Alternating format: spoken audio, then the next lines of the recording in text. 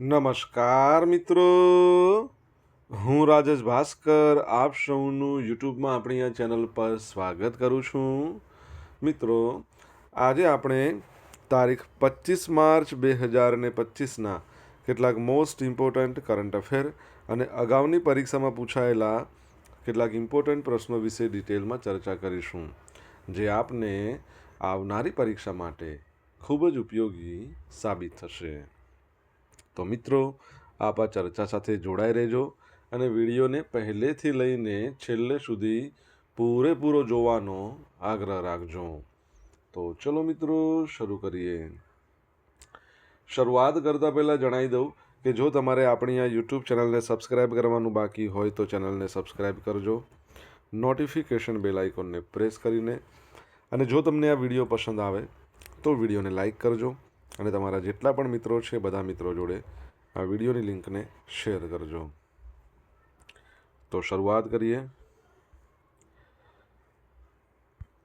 સૌપ્રથમ જોઈશું અગાઉની પરીક્ષામાં પૂછાયેલા મહત્ત્વના દિવસોના પ્રશ્નો, જેના જવાબો તમારે મને કમેન્ટ બોક્સમાં લખીને જણાવવાના છે. વિડીયોના લાસ્ટમાં જ્યારે હું તમને આ દરેક પ્રશ્નના જવાબ જણાવું ત્યારે તમારે ચેક કરવાનું છે કે તમે આપેલા પ્રશ્નોના જવાબમાંથી કેટલા પ્રશ્નોના જવાબ સાચા છે, અને જેટલા પણ પ્રશ્નોના જવાબ સાચા હોય એનો આંકડો તમારે કમેન્ટમાં લખવાનો છે કે 10માંથી આટલા સાચા છે. ડેઇલી જીકે ટેસ્ટમાં આપણે રોજ 10 પ્રશ્નો પૂછે છે, એમાંથી 5 પ્રશ્નો તો મહત્ત્વના દિવસોના છે. બાકીના જે 5 પ્રશ્નો છે એ ગુજરાતના ઇતિહાસના પ્રશ્નો છે. તો તમે તમારા આન્સર આપો નીચે કમેન્ટ બોક્સમાં, અને હું આજના કરંટ અફેરનો પ્રથમ પ્રશ્ન છે એની શરૂઆત કરું છું. પ્રથમ પ્રશ્ન છે કે ગુજરાતનો પ્રથમ રબર ડેમ કયા જિલ્લામાં બનશે? તો જવાબ આવશે છોટા ઉદેપુરમાં. કઈ જગ્યાએ બનશે? છોટા ઉદેપુરમાં. તો છોટા ઉદેપુર જિલ્લાના બોડેલી તાલુકાના રાજવાસણા ગામ છે, ત્યાં રાજ્યનો પ્રથમ રબર ડેમ આકાર લેવા જઈ રહ્યો છે. હિરણ નદી પર આધુનિક ટેકનોલોજીથી બનનારા આ ડેમ માટે રાજ્ય સરકારે ₹100 કરોડ મંજૂર કર્યા છે, જ્યારે કેનલ માટે વધારાના 28 કરોડની ફાળવણી કરવામાં આવી છે. આ પ્રોજેક્ટથી આસપાસના લગભગ 60 ગામોને પીવાના પાણી અને સિંચાઈ માટે મોટો ફાયદો થશે. આ ડેમની ખાસિયત એ છે કે નવી ટેકનોલોજીથી બનશે. એમાં જરૂરિયાત મુજબ હવા ભરી અને કાઢી શકાશે, અને ચોમાસા દરમિયાન ડેમમાં જે એકઠો થયેલો કાંપ છે એ દૂર કરવા હવાની મદદથી પાણી બહાર કાઢી શકાશે, જ્યારે પાણીનો સંગ્રહ કરવા માટે ફરીથી હવા ભરવામાં આવશે. એટલે સિમ્પલ એવું છે કે તમે આ ઇમેજમાં જુઓ છો, બરાબર છે? તો આ અત્યારે આમાં હવા ભરેલી છે, તો એમાંથી હવા કાઢી નાખો એટલે એકદમ જે કચરો છે, કાંપ છે, બધો નીકળી જાય. હવે આના માટે ₹100 કરોડ, બરાબર છે, અને 28 કરોડ કેનલ માટે મંજૂર કરવામાં આવે છે. હાલમાં આ ડેમ બનાવવા માટે એજન્સીની નિમણૂક કરી વર્ક ઓર્ડર આપી દેવામાં આવ્યો છે. રાજવાસણા ખાતે હિરણ નદી પર 2 તબક્કામાં કામ કરવામાં આવશે. પ્રથમ તબક્કામાં રબર ડેમનું બાંધકામ, કાપ દૂર કરવાનું કામ, નદી કિનારે દિવાલ બનાવવાનું કામ હાથ ધરાશે, જ્યારે બીજા તબક્કામાં ખેડૂતોના ખેતરો સુધી પાણી પહોંચાડવા માટે કેનલની કામગીરી કરવામાં આવશે. ઓકે, તમને ખબર હોય તો આપણે એવું પણ ભણ્યા હતા ભૂતકાળમાં કે બેરેજ કમ બ્રિજ, બરાબર, બેરેજ કમ રબર બ્રિજ છે એ આપણા ગુજરાતમાં પ્રથમ બનશે. કઈ જગ્યાએ બનશે તમને ખબર હોય તો તમે કમેન્ટ બોક્સમાં લખીને જણાવી શકો છો. ત્યારબાદનો સેકન્ડ પ્રશ્ન છે કે તાજેતરમાં નિમહાન્સ અને AFMS વચ્ચે શેના માટે સમજૂતી કરાર પર હસ્તાક્ષર થયા છે? તો જવાબ આવશે સૈનિકોના માનસિક સ્વાસ્થ્ય માટે. નિમહાન્સ એટલે કે national institute of mental health and neuro science અને આર્મ ફોર્સિસ મેડિકલ સર્વિસીસ એણે સંરક્ષણ કર્મચારીઓના માનસિક સ્વાસ્થ્યને સુધારવા માટે કરાર પર હસ્તાક્ષર કર્યા છે. તો AFMS અને નિમહાન્સ વચ્ચેનો સહયોગ માનસિક સ્વાસ્થ્ય સેવાઓને મજબૂત બનાવવા માટે, તબીબી કર્મચારીઓને વિશેષ તાલીમ આપવા પર ધ્યાન કેન્દ્રિત કરશે, અને આ સહયોગ સૈનિકો, ખલાસીઓ, વાયુસેનાઓ અને તેમના પરિવારોનો સામનો કરી રહેલા જે સામનો કરી રહ્યા છે માનસિક સ્વાસ્થ્યની સમસ્યાઓ એને સમજવા માટે, એનું નિરાકરણ લાવવા માટે નવા કાર્યક્રમો વિકસાવશે. આ કરારનો મુખ્ય ઉદ્દેશ માનસિક સ્વાસ્થ્ય સંબંધિત સંશોધન, ફેકલ્ટી વિનિમય અને શૈક્ષણિક પ્રવૃત્તિઓને પ્રોત્સાહન આપવાનો છે. માનસિક વિકૃતિઓ અને ન્યુરોસાયન્સમાં નિષ્ણાત નિમહાન્સ, તમને ખબર છે નિમહાન્સની વાત કરીએ તો આમ તો નિમહાંસની સ્થાપના 1847માં થઈ હતી, પરંતુ એનું નામ નિમહાંસ 1974માં કરવામાં આવ્યું. બરાબર. ડૉક્ટર પ્રતિમા મૂર્તિ છે એના ડિરેક્ટર છે. તો નિમહાંસ સંરક્ષણ કર્મચારીઓની માનસિક સમસ્યાઓ જેમ કે તણાવ, ચિંતા, હતાશા, સંશોધનમાં બધામાં મદદ કરશે. આ સહયોગ સંરક્ષણ કર્મચારીઓના માનસિક સ્વાસ્થ્યને મજબૂત બનાવવા તરફ મહત્વનું પગલું છે અને દેશભરમાં આવી રહી વધુ પહેલોને પ્રોત્સાહન આપવાની અપેક્ષા છે. આર્મ ફોર્સિસ જે મેડિકલ સર્વિસીસ છે એના ડિરેક્ટર જનરલનું નામ તમને ખબર હોય તો તમે જણાવી શકો છો, કોણ છે? પીઢ શિલ્પકાર રામ સુતારને મહારાષ્ટ્ર ભૂષણથી સન્માનિત કરવામાં આવશે. તમને ખબર છે સ્ટેચ્યુ ઓફ યુનિટી આખા વિશ્વનું સૌથી ઊંચામાં ઊંચું સ્ટેચ્યુ સરદાર વલ્લભભાઈ પટેલનું.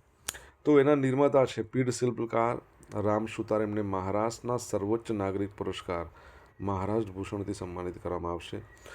મહારાષ્ટ્રના જે મુખ્યમંત્રી છે દેવેન્દ્ર ફડણવીસ, એમણે રાજ્ય વિધાનસભામાં જાહેરાત કરી. રામ સુતાર પદ્મભૂષણ પુરસ્કાર વિજેતા છે અને તેમણે કેવડિયા ખાતે સ્ટેચ્યુ ઓફ યુનિટીની ડિઝાઇન બનાવી છે, જે 182 મીટર ઊંચી વિશ્વની સૌથી ઊંચી પ્રતિમા છે. આ પુરસ્કારમાં 25 લાખ રૂપિયા અને સ્મૃતિ ચિહ્નનો સમાવેશ થાય છે. તમને ખબર છે સ્ટેચ્યુ ઓફ યુનિટીની વાત કરીએ, એ સાધુ બેટ પર આવેલી છે અને એને બનાવવાવાળી કંપનીનું નામ છે L&T. તો L&T કંપની એને બનાવી છે. અને બીજું તમારા માટે પ્રશ્ન કે રિસન્ટલી આપણે ભણ્યા હતા કે L&T એ 1 મેગાવોટ ગ્રીન હાઇડ્રોજન પ્લાન્ટ છે એ શરૂ કર્યો છે. કઈ જગ્યાએ? તમને આન્સર આવડે તો કમેન્ટ બોક્સમાં લખીને જણાવો. મિત્રો, વિડીયો પસંદ આવ્યો હોય, ભણવાની મજા આવી હોય તો વિડીયોને લાઇક કરો, તમારા મિત્રો જોડે વિડીયોની લિંકને શેર કરો. આપણી બંને યુટ્યુબ ચેનલ રાજેશ ભાસ્કર 2ને સબસ્ક્રાઈબ કરો, નોટિફિકેશન બેલ આઇકોનને પ્રેસ કરીને. જો તમારે ડેલી કરંટ અફેરની PDF જોઈતી હોય તો આપણી ટેલિગ્રામ ચેનલને જોઈન કરો, જેની લિંક વિડીયોની ડિસ્ક્રિપ્શનમાં આપેલી છે. અહીંયા તમને પોલ્સ પણ રમવા મળશે. તાજેતરમાં કયા દેશે ઇંગ્લેન્ડમાં યોજાયેલ પુરુષ અને મહિલા કબડ્ડી વર્લ્ડ કપ 2025નું ટાઇટલ જીત્યું છે? તો જવાબ આવશે ભારતે. બરાબર છે. મહિલા વર્લ્ડ કપ, પુરુષ વર્લ્ડ કપ બંને જીતી લીધો છે. તો ભારતે ઇંગ્લેન્ડના વોલ્વરહેમ્પ્ટન ખાતે રમાયેલા પુરુષ અને મહિલા કબડ્ડી વર્લ્ડ કપ 2025 બંને પર જીત મેળવી લીધી છે. પુરુષોની ટીમે ફાઇનલ મેચમાં યજમાન ટીમ ઇંગ્લેન્ડને 44-41થી હરાવ્યું. આની પહેલાં ભારતીય મહિલા ટીમે આ સ્થળે રમાયેલી ફાઇનલમાં ઇંગ્લેન્ડને 57-34 શાનદાર સ્કોરથી હરાવ્યું છે. હવે એશિયાની બહાર પહેલી વખત આ ટુર્નામેન્ટમાં ટોચની કબડ્ડી ટીમો વેસ્ટ મિડલેન્ડ્સમાં ભાગ લેતી જોવા મળી, જેમાં બર્મિંગહામ, કોવેન્ટ્રી, વોલ્સલ્સ અને વોલ્વરહેમ્પ્ટનમાં મેચ રમાઈ હતી. 2019માં મલેશિયા દ્વારા આયોજિત પ્રથમ આવૃત્તિમાં ભારતે પુરુષ અને મહિલા બંને પર આ વખતે પણ એવું હતું કે બંનેની અંદર આપણે કબડ્ડી વર્લ્ડ કપ જીત્યો હતો. ઓકે, તમને ખબર છે રિસન્ટલી આપણે ભણ્યા હતા કે એશિયન મહિલા કબડ્ડી ચેમ્પિયનશિપ ભારત જીત્યું, પણ કેટલી વખત? જો યાદ રાખજો, પુરુષોના જે કબડ્ડી ટીમ છે એના જે કેપ્ટન છે એમનું નામ છે પવન શેહરાવત. બરાબર છે. અને મહિલાની વાત કરીએ તો મહિલા ટીમના જે કેપ્ટન છે રીતુ નેગી. રિસન્ટલી આપણે એ પણ ભણ્યા હતા ખોખો વર્લ્ડ કપ યોજાયો હતો ભારતની અંદર. તો ખોખોની અંદર પણ મહિલા અને પુરુષ આ બંનેની અંદર ભારત જીત્યું છે નેપાળને હરાવીને. યુનિફાઈડ પેન્શન સ્કીમ સંબંધી નિયમ ક્યારથી લાગુ કરી દેવામાં આવશે? તો 1 એપ્રિલ 2025થી. તો તાજેતરમાં pension fund regulatory and development authority છે PFRDA, જેની સ્થાપના 2003માં થઈ હતી. કોણ છે એના ચેરમેન? ખબર હોય તો તમે જણાવો. તો PFRDA UPSનો અમલ કરવા માટે નોટિફિકેશન બહાર પાડ્યું છે અને આ નિયમને 1 એપ્રિલ 2025થી લાગુ કરી દેવામાં આવશે. PFRDA તરફથી આ નોટિફિકેશન રાષ્ટ્રીય પેન્શન સિસ્ટમ હેઠળ આવરી લેવામાં આવતા કેન્દ્રીય સરકારી કર્મચારીઓ માટે 24 જાન્યુઆરી 2025ના રોજ સરકાર દ્વારા જે જારી કરાયેલ હતું UPS સૂચના એના સાથે સુસંગત છે. કેન્દ્રના 23 લાખ કર્મચારીઓને UPSનો લાભ મળશે, જેમાં કર્મચારીઓને 12 મહિનાના સરેરાશ બેઝિક પગારના 50% હિસ્સો રિટાયરમેન્ટ બાદ આજીવન મળવાનો છે. આ સેવાનો લાભ લેવા કર્મચારીઓ ઓછામાં ઓછા 25 વર્ષ સુધી સેવા આપેલી હોવી જોઈએ. કર્મચારીનું મોત થાય તો એક સભ્યને કર્મચારીના પેન્શનના 60% હિસ્સો મળશે. જે પેન્શન મળતું એનો 60%. હવે જે કર્મચારી માત્ર 10 વર્ષ કે તેથી વધુ સમય સુધી સેવા આપી હોય તેને ઓછામાં ઓછું મહિને 10,000 રૂપિયા સુધીનું પેન્શન મળશે. બરાબર. આગળ વધીએ આપણે. યુપીએસ, જો કોમ્પ્યુટરના સંદર્ભમાં કોઈ પૂછે યુપીએસનું ફૂલ ફોર્મ તો અનઇન્ટરપ્ટેબલ પાવર સપ્લાય. બરાબર. 2 વખતના heavyweight champion George Foreman એમનું અવસાન થઈ ગયું છે. 76 વર્ષના હતા. સુપ્રસિદ્ધ બોક્સર મોહમ્મદ અલી સામે ઐતિહાસિક રમ્બલ ઇન ધ જંગલ મુકાબલો કરનાર જ્યોર્જ ફોરમેનનું નિધન.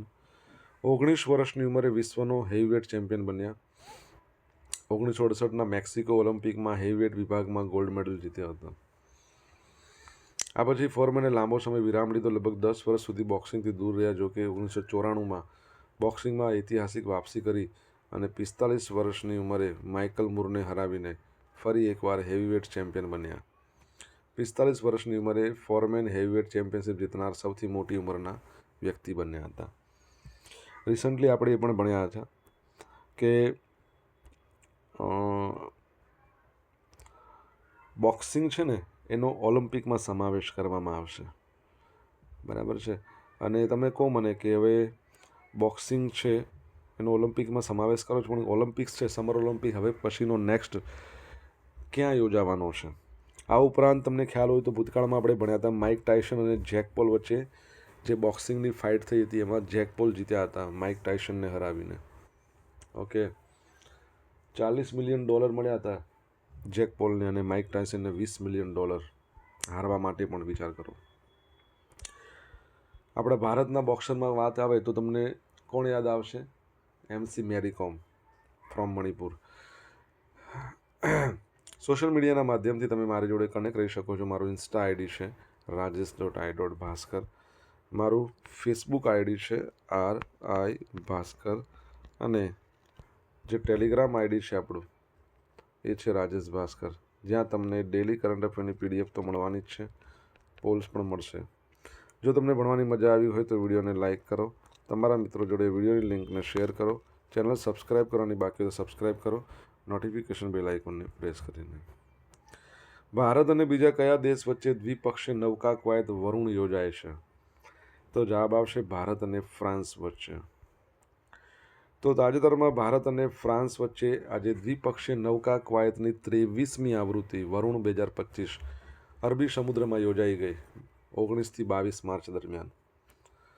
હવે આ જે વરુણ નામની જે નૌકા કવાયત છે એ સૌપ્રથમ 1993માં શરૂ થઈ. એ વખતે એનું નામ એવું જ હતું દ્વિપક્ષીય નૌકા કવાયત. 2001માં એનું સત્તાવાર નામ વરુણ આપવામાં આવ્યું. ભારત ફ્રાન્સ વ્યૂહાત્મક સહયોગનો મુખ્ય આધારસ્તંભ બની ગયું છે. 2025ની આવૃત્તિમાં જમીન સપાટી હવાઈ ક્ષેત્રોમાં ઉચ્ચ તીવ્રતા કવાયત જોવા મળી હતી. INS વિક્રાંત જે ભારતનું છે, પછી ચાર્લ્સ ડી ગોલે ફ્રાન્સ, એણે આ સંયુક્ત વાહક યુદ્ધ જહાજ જૂથ કામગીરીમાં ભાગ લીધો હતો. ભારતીય નૌકાદળે રાફેલ એમ ફાઇટર જેટનું નજીકથી નિરીક્ષણ કર્યું, જે ટૂંક સમયમાં પ્રાપ્ત કરવા માટે તે ભારત તૈયાર છે. વરુણ તમને ખબર હોય તો આપણા ભારતનું એક પ્રકારનું ડ્રોન છે. કયા પ્રકારનું તમારે કહેવાનું છે? ફ્રાન્સ વચ્ચે જો આ નૌસેના કવાયત છે એ વરુણ છે. ગરુડ છે ને એ વાયુસેના કવાયત છે. શક્તિ છે ને શક્તિ એ આર્મી એક્સરસાઇઝ છે, યાદ રાખજો. અમદાવાદ રાજકોટ રાષ્ટ્રીય ધોરીમાર્ગ 6 માર્ગીય બનાવવામાં આવશે. બરાબર છે. તો એ 6 માર્ગીય કરવા માટે 3350 કરોડ રૂપિયાનો ખર્ચ કરવામાં આવશે.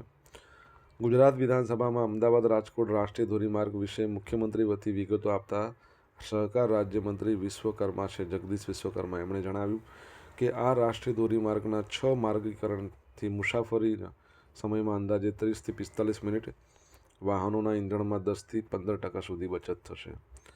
એમણે જણાવ્યું કે કુલ 201 કિલોમીટર લાંબા આ રાષ્ટ્રીય ધોરીમાર્ગ પૈકી પ્રથમ તબક્કામાં 193 કિલોમીટર એટલે કે 98% કામગીરી પૂર્ણ કરાઈ છે.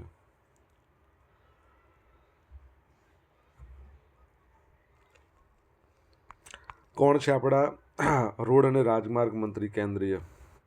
ગુજરાતમાં વાહન વ્યવહાર મંત્રી તમને બધાને આવડે જ છે, હર્ષ સંઘવી છે. કેન્દ્રમાં કોણ છે તમને ખબર હોય તો કમેન્ટ બોક્સમાં લખીને જણાવો. હવે મિત્રો જોઈશું અગાઉની પરીક્ષામાં પૂછાયેલા મહત્વના દિવસોના પ્રશ્નો. પહેલો પ્રશ્ન, રોહલા નેશનલ પાર્ક કયા રાજ્યમાં આવેલ છે? તો હિમાચલ પ્રદેશમાં. ભારતની સૌથી લાંબી નદી કઈ છે? ભારતની સૌથી લાંબી નદી ગંગા છે. તમને એવો અહીંયા પ્રશ્ન પૂછે, નીચેનામાંથી સૌથી લાંબી નદી કઈ? તો બ્રહ્મપુત્ર આવશે. ભારતની જગ્યાએ નીચેનામાંથી લખો ને તો. બનારસ શહેરનું જૂનું નામ કાશી. બરાબર છે.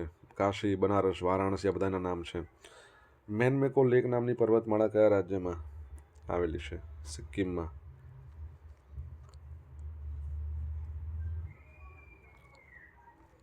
ભારતના રાજ્યોમાંથી પસાર થતી કર્કવૃત રેખા કુલ કેટલા રાજ્યોમાંથી પસાર થાય છે? 8 રાજ્યોમાંથી. હવે મિત્રો જોઈશું અગાઉની પરીક્ષામાં પૂછાયેલા ગુજરાતના ઇતિહાસના પ્રશ્નો. પહેલો પ્રશ્ન, ભારતમાં સતી પ્રથા, બાળ લગ્ન, બાળકીને દૂધ પીતી કરવાનો રિવાજ વગેરેનો ઉગ્ર વિરોધ અને નાબૂદ કરવાના કોણ ચલાવ્યા હતા? એટલે નાબૂદ કરવા માટે કોણે પ્રયત્નો કર્યા તેવું પણ કહી શકો. તો રાજા રામમોહન રાય. મૌર્ય સ્થાપત્ય કોનાથી પ્રભાવિત છે? પર્શિયા. પર્શિયા બોલે તો હાલનું ઈરાન. નીચેનામાંથી કયું લખાણ મૌર્ય રાજતંત્રની વિગતવાર માહિતી આપે છે? અર્થશાસ્ત્ર. દેશ ગુલામીમાંથી મુક્ત ન થાય ત્યાં સુધી કપાળ પર ચંદન ન લગાડવાની તથા કેસ કર્તન ન કરવાની પ્રતિજ્ઞા કોણે લીધી હતી? તો વાસુદેવ બળવંત ફડકે.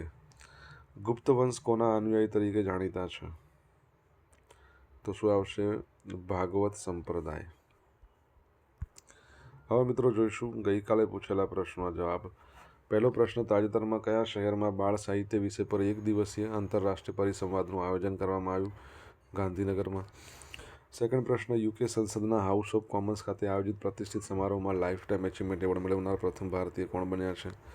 તો ચિરંજીવી. બરાબર, કોણ બન્યા છે? ચિરંજીવી. હવે મિત્રો આજે પૂછેલા પ્રશ્નોના જવાબ જોઈ લઈએ. પહેલો પ્રશ્ન હતો કે આપણા ગુજરાતની અંદર બેરેજ ક્રમ રબર બ્રિજ બનવાનો છે. બરાબર, સદર બજારથી સાબરમતી રિવરફ્રન્ટ છે એના ઉપર અમદાવાદમાં. કઈ જગ્યાએ? અમદાવાદ. બીજો પ્રશ્ન, આર્મ ફોર્સિસ મેડિકલ સર્વિસીસના જે ડિરેક્ટર જનરલ છે એમનું નામ શું છે? તો યાદ રાખજો, સર્જન વાઇસ એડમિરલ આરતી સરીન. ત્રીજો પ્રશ્ન, કઈ જગ્યાએ L&T દ્વારા 1 મેગાવોટનો ગ્રીન હાઇડ્રોજન પ્લાન્ટ છે સ્થાપિત કરવામાં આવ્યો? કંડલા પોર્ટ છે ને, કંડલા એના પરિસરમાં. દીનદયાળ પોર્ટ ઓથોરિટી છે ત્યાં. ચોથો પ્રશ્ન, તાજેતરમાં એશિયન મહિલા કબડ્ડી ચેમ્પિયનશિપ ભારતીય મહિલા ટીમ જીત્યું. ટોટલ કેટલી વખત જીત્યું છે તે? બરાબર છે, તો શું આવશે? 5 વખત. 5મા નંબરનો પ્રશ્ન, PFRDA છે એના ચેરમેનનું નામ શું છે? તો દીપક મોહંતી.